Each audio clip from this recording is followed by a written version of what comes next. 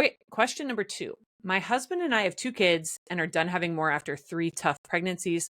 My sister, who can't have kids, asked me to be a surrogate using my egg and her husband's sperm.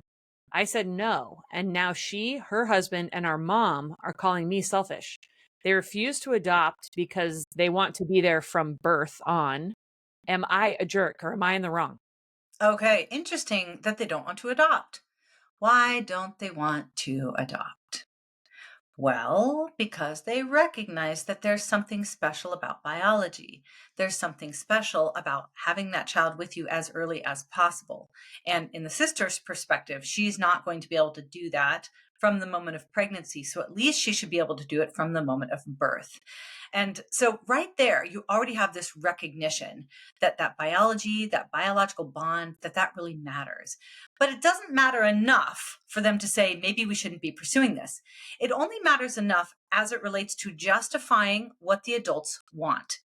So I think right there we're seeing that this sort of split, and this is something we observe quite a bit in our work at Them Before Us, especially as it relates to reproductive technologies, that the barometer for what is a success or what actually is something that we could look at and say, okay, look, we've achieved the right goals here, is whether or not the adults are happy at the end of the process.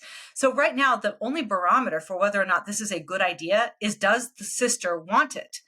The child is going to be harmed through this because they're going to lose a relationship with their birth mother. Her sister is going to be harmed by this because surrogate pregnancies are high risk pregnancies. And it sounds like she's already older and it's already had some difficult pregnancies. So this really could be a medical risk for her sister, the one that would be carrying the child. But their metric for understanding whether or not this should or should not happen is the sister's desires and satisfaction. That is it. So you're not wrong. You are totally right. Plant your feet firmly. Don't give an inch.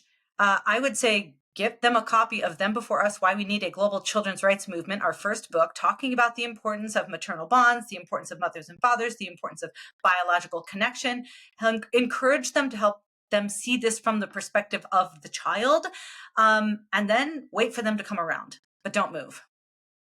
Well, it's hard because depending on how well she knows our material, she might feel it's wrong or not want to do it for totally legitimate reasons she can't articulate back. And, if you're just saying, I don't want to do it because I don't want to do it, honestly, that's a good enough reason in this kind of scenario because it's a very strange thing to ask. But how much more powerful if you say, no, it's a violation of a child's rights. And here's all the reasons it's not a good thing to do.